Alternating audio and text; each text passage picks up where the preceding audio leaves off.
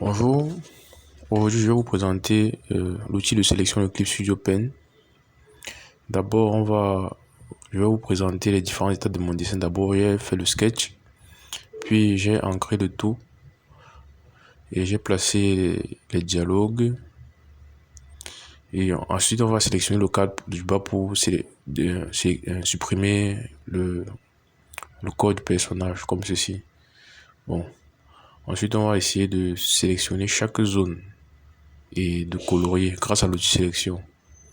Et après, on va ajouter quelques effets supplémentaires. Comme vous pouvez le voir, on va ajouter quelques effets supplémentaires pour que en haut soit un peu chaud et en bas soit et des couleurs un peu froides. Donc voilà, en résumé, ce que nous allons faire. Bon, passons à la suite. Donc nous allons ici je vais vous montrer l'utilisation des outils de base du Clip Studio Pen. Et on va s'exercer sur un rubis que je suis en train de dessiner ici. On va dessiner un rubis sur lequel on va s'exercer.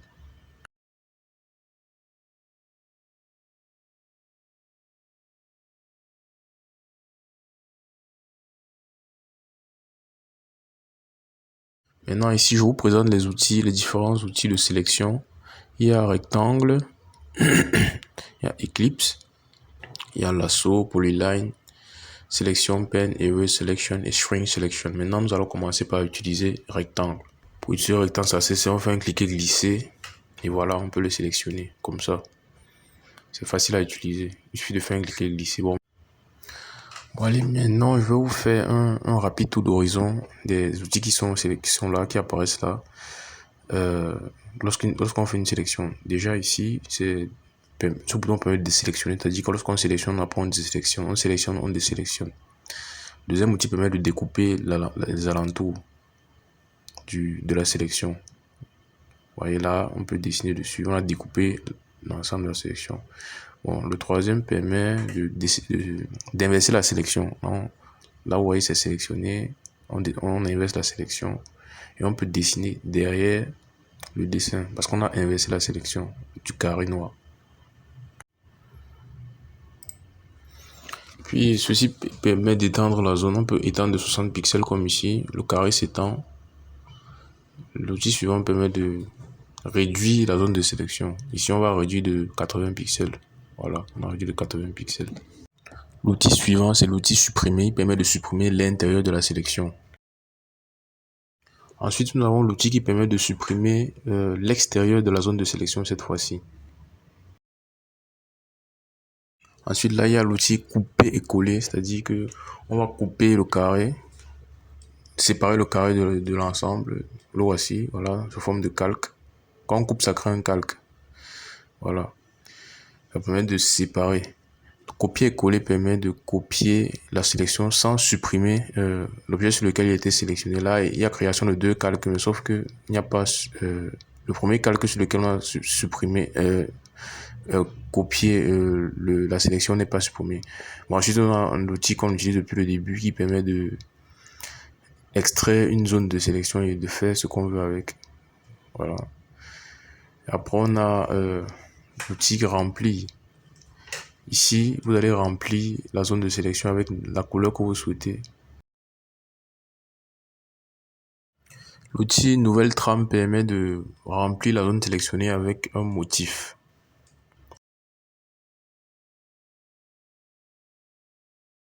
Là, on voit bien le motif, on zoome pour voir bien le motif qu'on a réalisé. Bon.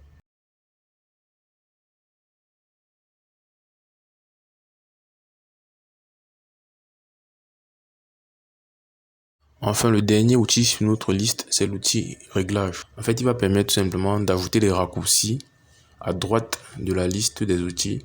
Comme ici, il y a l'outil convertir en calque de sélection qui nous servira plus tard et nouveau calque de teinte de sélection qui est aussi très pratique. Maintenant, comment ça marche pour ajouter des outils?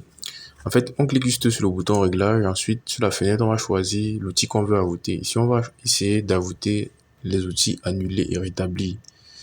Là, on ajoute l'outil annuler qui va nous permettre de rentrer en arrière en cas d'erreur et l'outil rétablir qui va nous permettre de rétablir, d'aller vers l'avant. Vous voyez, là, on a ajouté annuler, là, on a ajouté rétablir. Voilà, tout c'est bien affiché et on peut fermer. Voilà, on peut continuer la démonstration des outils principaux. on sélectionne l'outil ellipse qui est le suivant. Il s'utilise presque de la même manière. En faisant un clic et glisser sur la zone que l'on souhaite sélectionner, ça sélectionne un cercle. Pour l'outil lasso, il suffit d'entourer une zone précise et la zone est sélectionnée.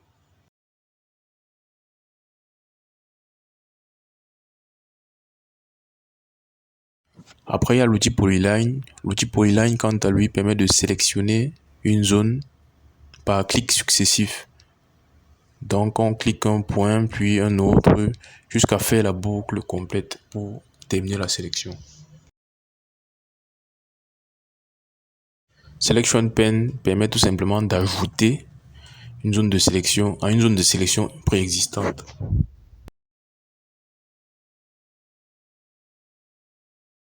Et son inverse, c'est l'outil Erase Selection qui permet de désélectionner et d'enlever une zone de sélection à une zone de sélection existante.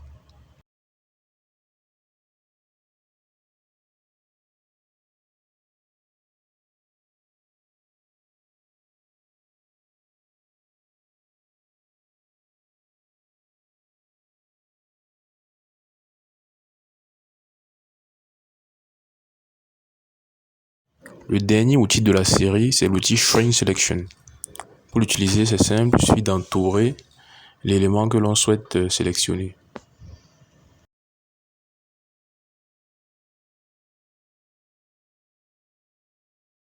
Enfin, pour terminer la présentation des outils, je vais vous présenter l'outil de sélection automatique qui permet de sélectionner automatiquement une zone. Ici, j'ai dessiné 3 rubis dans 3 calques différents pour vous montrer comment ça marche. L'outil sélection, c'est cette petite baguette magique qui se trouve à gauche. Pour l'utiliser, il suffit de cliquer à l'intérieur de la zone que l'on souhaite sélectionner. Il dispose de plusieurs modes de sélection, comme ici le mode de sélection ajouté. Comme ici le grand rubis est déjà sélectionné, je clique sur le petit rubis et sur le rubis moyen. Voilà, ça a étendu la zone de sélection aux 3 rubis. Son inverse est supprimé. On peut supprimer la sélection du grand rubis, puis du petit rubis, puis du rubis moyen. Voilà, plus aucun rubis n'est sélectionné. Vous prenez rapidement l'option appliquer au pixel adjacent uniquement. Lorsque c'est sélectionné, si on clique sur un rubis, ça va sélectionner uniquement le rubis. Mais si on décoche comme ceci, ça va sélectionner le rubis et l'ensemble des rubis qui sont dans notre travail, qui ont la même couleur que le rubis qu'on vient de sélectionner. Maintenant, nous allons parler des références multiples, en commençant par le calque de référence. Ici, je configure mon calque petit comme étant mon calque de référence. Ensuite, je peux sélectionner mon calque petit. Mais si par contre, j'essaie de sélectionner le calque gros qui n'est pas mon calque de référence, ça va sélectionner plutôt l'arrière-plan parce que le calque gros n'est pas considéré comme un calque de référence. Pareil pour la case à cocher suivante qui est le calque sélectionné, je vais sélectionner le calque gros et lorsque je vais pouvoir venir sur ma zone de travail sélectionner le calque gros, comme c'est le calque sélectionné, ça va sélectionner le calque gros, mais quand je vais vouloir sélectionner un autre calque, ça ne pourra pas sélectionner ce calque parce que ce calque n'est pas le calque sélectionné. Le prochain, c'est le dossier de calque sélectionné. Ici, je vais créer un nouveau dossier que je vais appeler Ruby. Et à l'intérieur, je vais mettre le moyen Ruby et le gros Ruby. Et ce qui va se passer, c'est que je ne pourrai sélectionner que le calque gros et le calque moyen. Parce que c'est dans le dossier. Lorsque je vais vouloir sélectionner un calque en dehors du dossier Ruby, ça ne pourra pas parce que le petit Ruby n'est pas dans le dossier Ruby.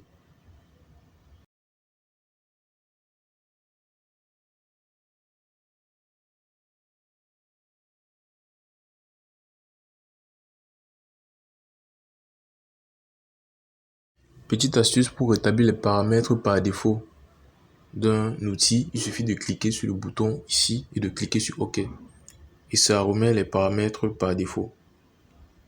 Dernière chose que je vais vous montrer avec l'outil sélection de Clip Studio, c'est la capacité de pouvoir enregistrer la sélection qu'on a faite pour l'utiliser plus tard. Donc on va sélectionner nos 3 rubis, comme ceci. Ensuite on va aller dans zone de sélection, converti en calque de sélection. C'est ce calque de sélection qu'on va utiliser plus tard. Donc on peut se débarrasser des rubis. Mais si Dans le futur, là, on affiche le calcul de zone de sélection. Maintenant, si on veut afficher les anciennes sélections, on double-clique sur sur le calcul de sélection. Là, c'est affiché. Et ensuite, on peut, voilà, dessiner ce qu'on veut à l'intérieur. On choisit la couleur, voilà. On crée un calque sur lequel on va pouvoir dessiner, et une fois que c'est bon, on peut dessiner à l'intérieur de la zone de sélection qu'on avait enregistrée. Donc c'est très pratique. Donc, je crois que c'est tout pour les outils de sélection. On passe à la suite. Ok, comme on l'avait vu au début, on va appliquer l'outil sélection de Clip Studio à notre bande dessinée.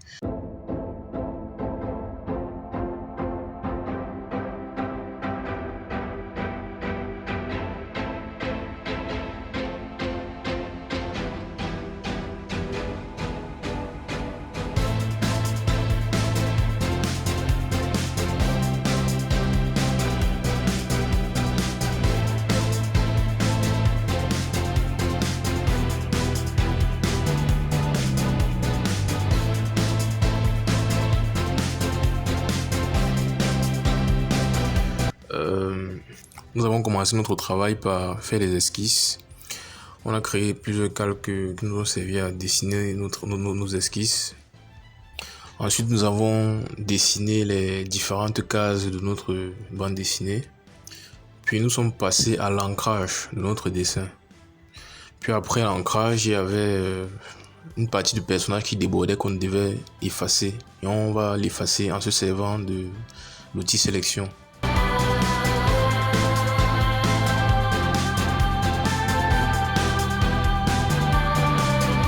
Là, nous allons nous servir de l'outil Shrink Selection pour entourer la case qui nous intéresse. Et ensuite, on va inverser la sélection et supprimer la partie du personnage qui se trouve hors de la case.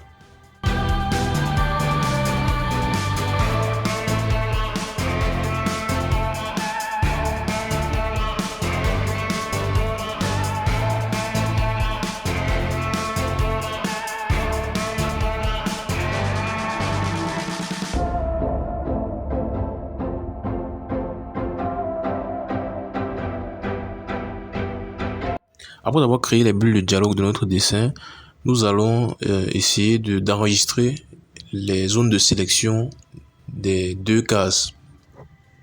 En utilisant bien sûr l'outil Shrink Selection, on va sélectionner, on va enregistrer pour les utiliser plus tard.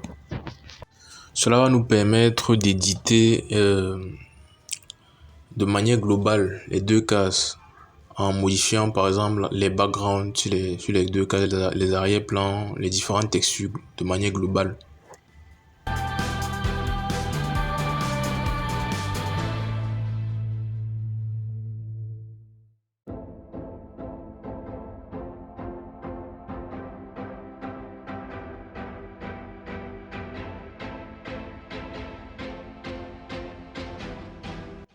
Dans cette partie, nous allons transformer chaque zone de notre personnage, cheveux, peau, t-shirt, téléphone, etc. en calque de sélection que l'on pourra utiliser plus tard pour pouvoir y appliquer les couleurs, les textures et pouvoir également les manipuler à notre guise.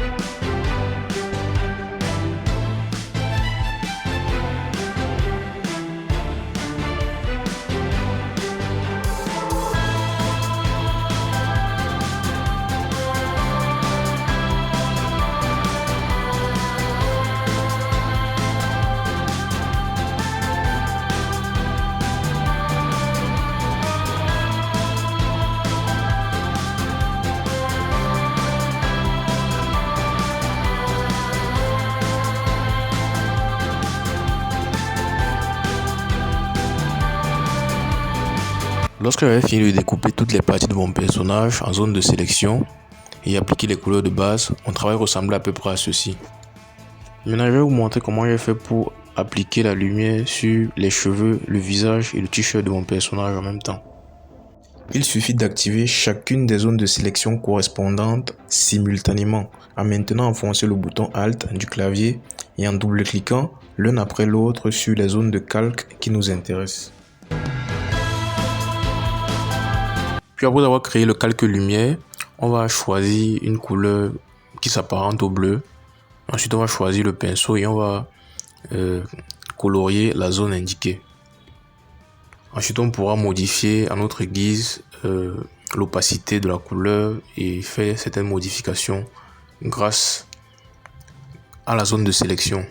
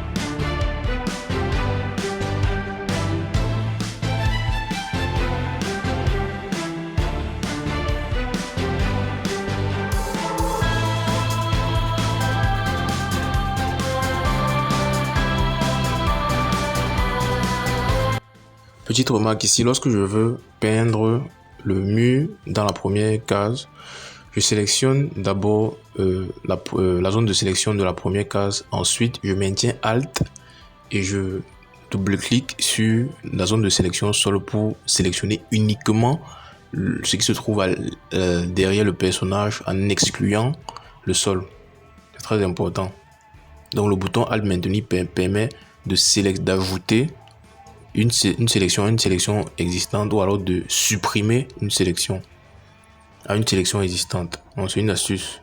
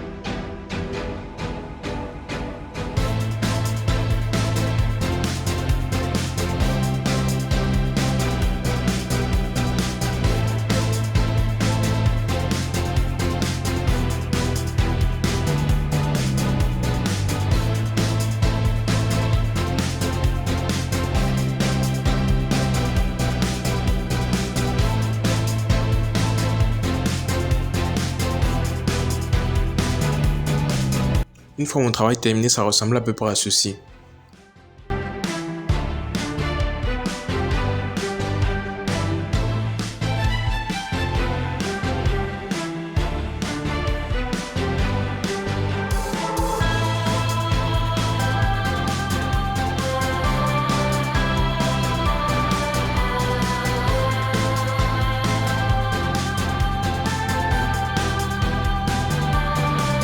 Et bien sûr, pour entièrement terminer le dessin, on va se servir des tout premiers calques de sélection qu'on avait enregistré au début, case 1 et case 2, pour faire des modifications globales. Par exemple, pour faire des modifications globales uniquement dans la case 2, Sur la zone de sélection, sélection un copie qui représente la case 2. On va faire un clic droit. Et ensuite, on va aller sur nouveau calque de correction, puis teinte et saturation. Une fois que la petite fenêtre s'affiche, on fait des ajustements jusqu'à ce que cela nous convienne.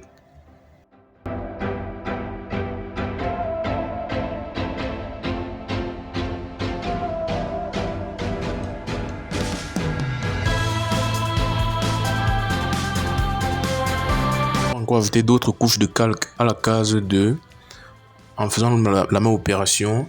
Nouveau calque de sélection, balance des couleurs, puis on va faire les ajustements autant de fois qu'on le souhaite jusqu'à avoir satisfaction. Ensuite, on valide.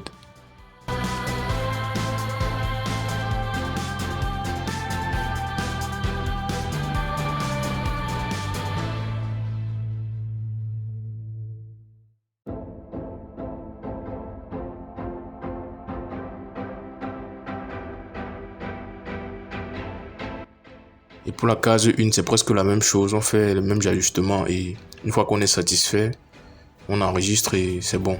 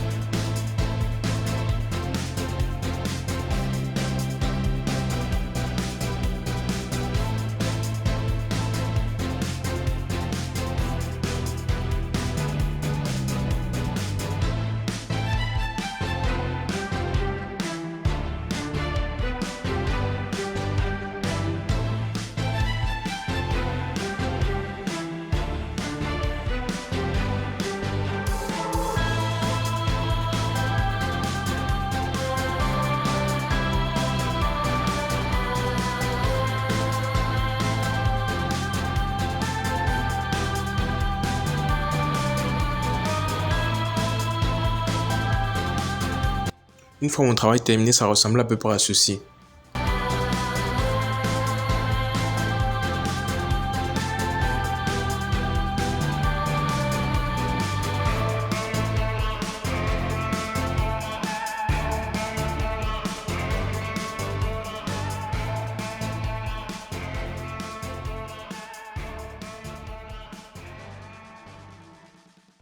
Voilà, ce tuto est à présent terminé et je vous laisse avec ce magnifique timelapse du projet.